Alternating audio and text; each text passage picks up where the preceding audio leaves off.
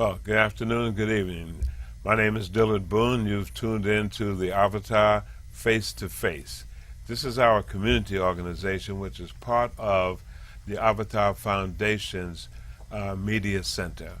We also have programming on WVOX.com, AM 1460 on your dial, as well as this particular program, Face to Face, where we will be seen on Cablevision Channel 76, as well as the Verizon Channel, Channel 45.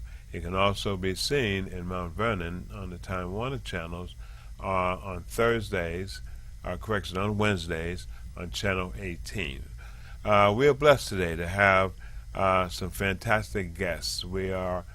This discussion will take us into a more global conversation, a more international kind of flavored conversation beyond what we have right here in Westchester County and Mount Vernon in particular. So our guest today is Munroe Pitcan, and we have Mr. Munroe, right? Mr. Munroe. So we're going to go into the discussion of the AFWE Cultural Organization. Good afternoon, ladies and gentlemen. Good afternoon. Okay. I want you to tell our listening audience just what is the AFWE Cultural Organization. AFWE culture. AFWE. I'll get it together. AFWE culture. AFWE culture. AFWE culture is a not-for-profit 501c3 organization that was established in 1992. Okay. For the premise of preserving the diasporal arts and culture.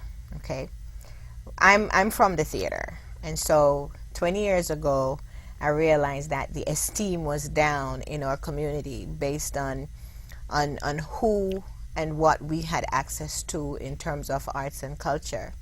At that time, there were various programs that were developed. When you were coming out of college, when you're coming out of school with an arts degree, you were expected to teach. There were these programs that were set up that you taught arts to various communities. I had the distinct pleasure of working with the communities in the South at that time, and working along with Vinette Carroll and the Urban Art Corps downtown in the Public Theater. The then Consul General of Jamaica spoke to me and said that there was a need for such an organization that would really have a strong focus on presenting our work in a different professional light. And there were a group of new professionals that were hitting the ground, being first, second, or third generation Caribbean people, because we were integrated within the tapestry here in New York, and we went to school here. We acquired all of the skills, and we had those skill sets here, working in New York, working in the theater. We were a part. I mean, I was a part of the original Caribbean American Repertory Theater that we were, and I also worked with Barbara Antier from the NBT, from National Black Theater, right. and also going back the Negro Ensemble. So I have a strong, background history of performance going back in different groups. It was a little bit scary to start a AFWE culture at the same time, because they're two separate things. Cultural theater, or ethnic theater as we'd like to put it, and classical theater or regional theater, all different areas. But nonetheless, we figured that it was something that was needed, so we hit the ground running. And we looked at the formation of organizations around, all the organizations that existed, the community-based social organizations that related to young people. And what we saw was there was a lack of an infrastructure. So we decided that we were going to focus on structuring an organization from the inside out rather than from the outside in. Okay? And we didn't want to quote unquote operate like Caribbean people did. So we moved in a totally different professional capacity to set this up. And we got in touch with a bunch of lawyers and historians. And then at the time, a gentleman by the name of Cliff Lashley, that was from Jamaica, was a Jamaica permanent mission to the UN. He has since passed, but we looked at global arts. We looked at global arts to look at the framework of what Afua culture would do and how we would make that access into the community. So we devised a strategy. Whereas we got in touch with all the various consulates and related government organizations, the United Nations, and looked at socially what was happening with the African diaspora in order to cultivate our programming, because we didn't want to do something that was pigeonholing, so to speak. We wanted to speak to global cultures, even though the premise of it was on Caribbean works. We wanted to make sure it spoke to the global community. I see. And so we devised we realized that we needed not one but three separate collectives, even though we were arts-based. Because we were arts-based and because we also had that strong fundamental conscious being, we thought it necessary that leadership be a part of it. And also, Ann Dunbar was one of the consultants on the company when we started, and she was at that time the deputy commissioner for HRA. Well, let me ask this before you get too deep into that. After we tell us about the word, what the meaning of the word, as it continues to come up, and we're starting to hear this. We're going to see it in print. We're going to start hearing Afro we on a more regular basis. Let us kind of hear this and understand the adaptation to that. What does that mean? Afiwi means it's ours. Afiwi is a Jamaican colloquial term. Okay, Afiwi, as it's pronounced, really. So spell that for us so that those are hearing it. A as in apple, yeah. F as in Frank, E as in evergreen, W as in weather, E as in evergreen, culture. Okay. Okay. Right. Afi-we culture. Right. Now I'm going to take the opportunity to involve Jeff at this point, Jeff Munroe. Yes. He is a new member of the Afua Culture Group. He is coming on board as we move into our 20th anniversary for next year. Looking at the direction to which we're going in, because I feel that we need to, in order to go forward, we needed to take another approach. And in terms of archiving what we do, with the social networks right now, we need to move into a more technical area. We have been focused on grassroots arts and projecting, so now we needed to do this. So well, I'm going to let Jeff. That's a wonderful introduction now. Jeff Munroe, give us a quick snippet about who Jeff Munroe, the person, is, and how you got into this media format that you are. Then you can take us right into the relationship here.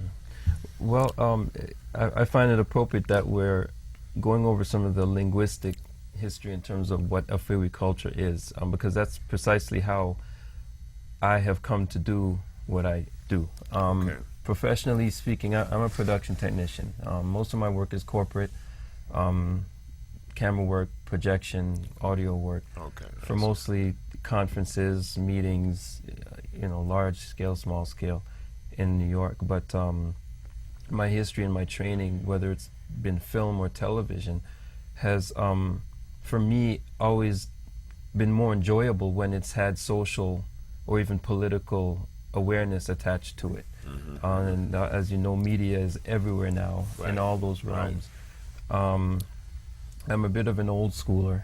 I came up, learning on 35 millimeter film and Bolex and the rest of that, graduating into nonlinear editing and computer-based and digital-based imagery. And what I find is that the constant presence of image and social or human behavior, social interaction, is now making it necessary for us to understand each other more. There's so much culture clash going on. There's so much exposure now between cultures that we find that the dominance of imagery coming from either the West or Europe or even Asia is meeting in spaces where there was no explanation and there was no preparation for understanding. I see. So you've taken all of that knowledge and that education and observance and tied that into the mission, am I right? And it's mission and philosophy. Yep. And so how does that integrate with what's happening here?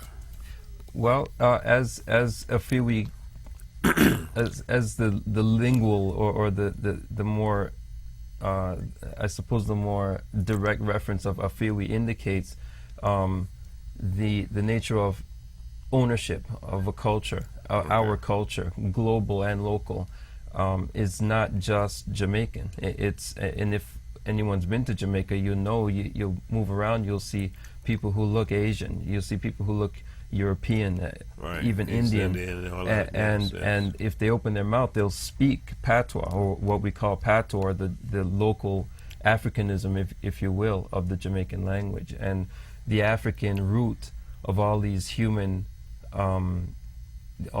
contacts have made Jamaica to be such a cosmopolitan place, similar to New York or maybe Toronto or some European cities like London.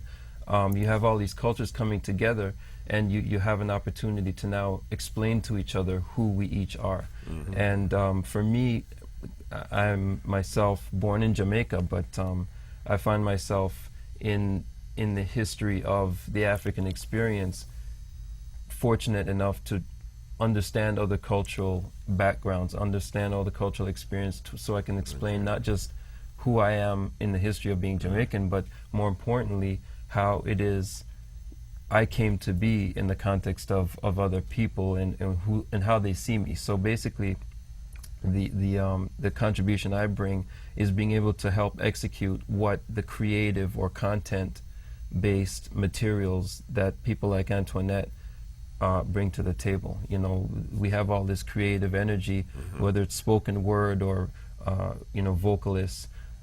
We have performers, dancers, people who are in various artistic ways expressing their cultural roots, that the technical capacity to expose that and to give it life is, it can meet its own obstacles when you're dealing with imagery. You're talking about documenting all of this. You need to know how to get all the right angles if you're going to shoot something. You need to know how to properly display it, in the context of an audience who's experiencing it outside of a strictly two-dimensional image on the screen, for instance. Well, that's interesting, because that fits into what the Avatar Foundation is based on. The principles of that is the multiculturalism of it all, to be able to deal with inclusion, to participate and to bring this whole kind of global community together, or these kind of global art forms together.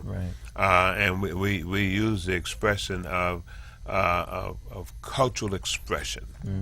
You see, if we're all three dancers and we're from three different ethnic backgrounds, the way that we express that same genre is going to be different.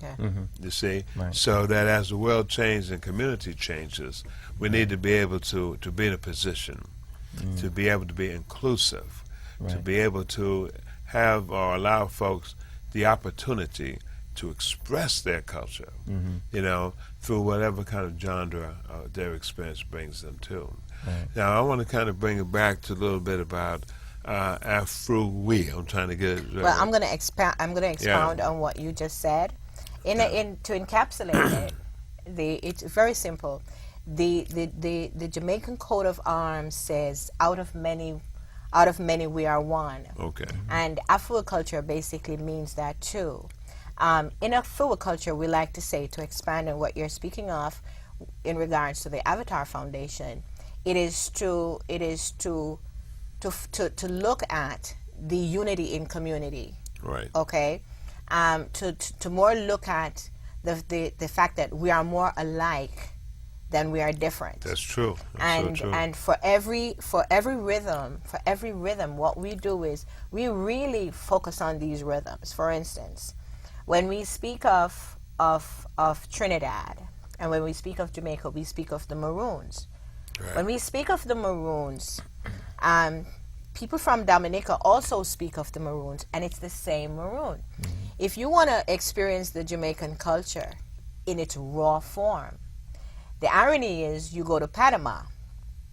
You go to Panama, Right, okay. and you know where when the Panama Canal was being built, okay, the steel workers went to build the canal, and so they translated that culture there. Okay, so that culture is totally encapsulated there, whereas Jamaica may have lost a little bit of it. It is in Panama. Where the Maroon culture is concerned, symbolically, the figures and the symbols of the Maroon culture is exhibited through the Dominican culture. Okay, so when we look at Trinidad and we look at Africa, we look at Igbo, and we speak of Shango, and we speak of Puerto Rico. Right. Okay. Shango in Trinidad, it's heavily Shango in Trinidad. Okay, I've had the pleasure of working with Lais Morgan, and I think it's Clive Morgan from Brazil years ago. And in Brazil, it's about Oshun, the dance of Oshun, right, which is still Shango. Okay, when we speak of the Igbo culture with Africa. The philosophically Igbo, all right, it is still Shango. We speak of the Orishas, all right. So it's the same thing, the same blood, it's the same DNA, so to speak, that's running through all our veins. So in Afua culture, that's why we really look at more the unity in the community rather than looking at the separation, realizing that there is such a big separation. Now there are different people that are part of your organization from different cultures. Yes, there are. You know, I'm aware of an orchestra that you have. Can you just give us a little breakdown about the composition of the orchestra? Our little orchestra that could. Okay. Our little but orchestra. It's an orchestra nonetheless. Our little orchestra is not such a little orchestra, really. It was conceived 4 years ago by Sean Feku and myself, because we wanted to take the works from our community on another level. And we had worked so much with various musicians from the community, both he and myself, and we had access. And so naturally an orchestra was the easiest thing for us to do. His background was in jazz, Latin jazz, and big band. And mine was coming from the concert stage. And so the Afua Culture Orchestra was founded. We started casting the orchestra, and we were so amazed at the response that we got for these people coming into the orchestra. It was such a great experience. Carmen came in to conduct. She is the conductor for the All City Orchestra of New York City. I think I'm pronouncing it. It's the right name. I think the All City Orchestra. It has done the Macy's Day Parade, all of the Yankees Ticket Day parades over the past how many years.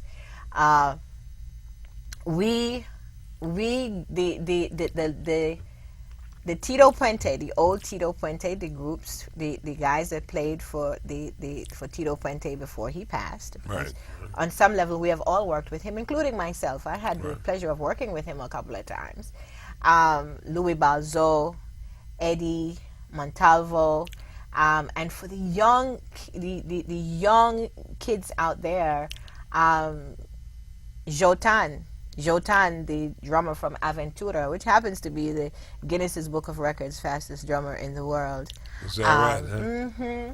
And I think it's Jose Rivera, Wynton Marsalis' bass player, Right. and just a bunch of the musicians out there just came together and said that, this was a feel-good experience. Right. Because it was the one forum where they all would come together to give back.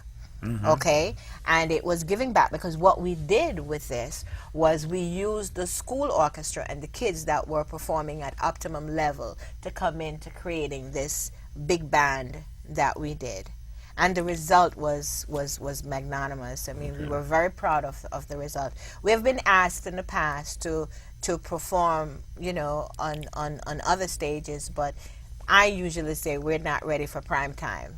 So we're ready for prime time for the 20th anniversary. I got you. So for the 20th, there are two things happening with our orchestra. We are profiling our orchestra. As a matter of fact, for Caribbean Heritage Month next year, I hear that we're being somewhat honored or profiled, you know, next year for that. And the orchestra is being presented as a big part of the planning for that event next year. Okay. So that's part of your future plans. My future plans. That's kind of what happens for next year. Right. Okay. And LeBoy is retiring, and so we have the distinct pleasure of planning her exit concert, as we would put it. I see. And we're so looking forward to that because it means that we get to dabble a little bit more with the Hall of Famers that we just love to dabble with. Okay. You know what it is? It's the combination of the music, and we have this vision that, I mean, when you take all the rhythms, as we're talking about all of the differences, when you take compa and you take the samba and you take reggae and you take jazz, you know, you take the core music of where we're coming from, and you go in a studio with that and you start just quote unquote jamming, you know, you just jam on, and I mean, you hear things that that blows your mind. Right, I mean, right. if you're into, you know, and even if you're not into it, because music speaks to everybody. It sure does. On every level. It sure does. Yeah. And so, you know, that's what our little orchestra does, and it is a way of paying it forward, through music.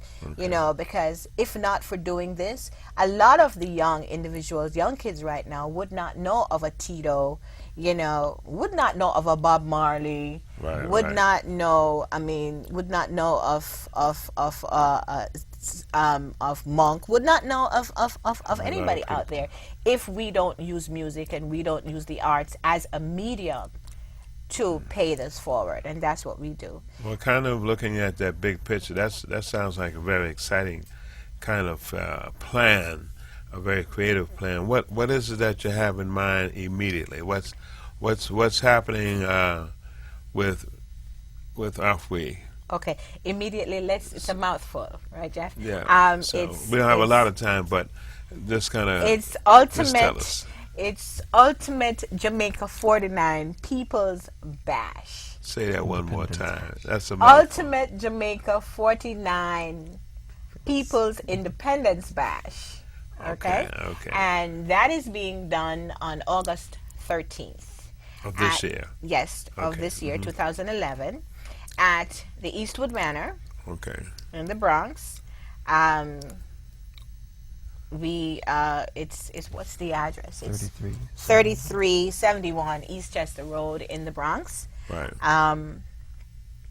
Tickets are out there. People can go on. All right. Take this opportunity to save. So now, if people want to get information, I mean, we talked about a lot tonight, and how do they get information from your organization? Where do they go to get more information? All right. They can email us at AFEWE Culture, that's AFEWE Culture at yahoo.com, or they can telephone us. They can call us at 718-655-5369. Yeah, say that again. So that telephone number again.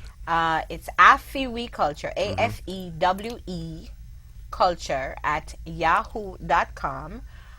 Telephone number 718-655-5369. Okay. Is there a website also that?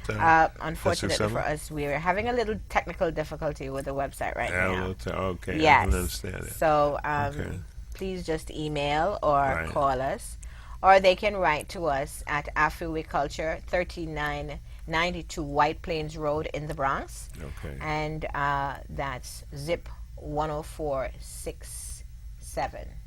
Okay. Well, listen, we appreciate you sharing this information. I learned a lot. I'm sure that the people in the audience have learned quite a bit about this organization and what it's trying to do and what it is doing.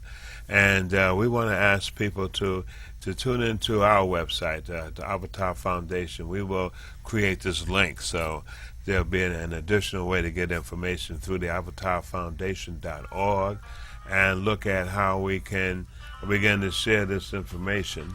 And I see we got a little background music going on, but I think it's ultimately important to kind of share with our website and see what else is going on in the city of White Plains, and as well as in Mount Vernon.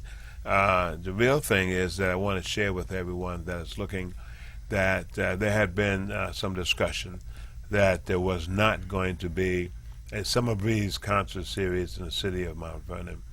That rumor is false. We, excuse me, like many other municipalities are having economic issues, but the Summer Breeze concert series, which will be a mini series, will take place on July 16th and go through August 27th. And we have a lot of artists and cultural expressions that will be on display there. So we want to look at our website. We want to begin to look at the city of Mount Vernon's website, see what's being planned.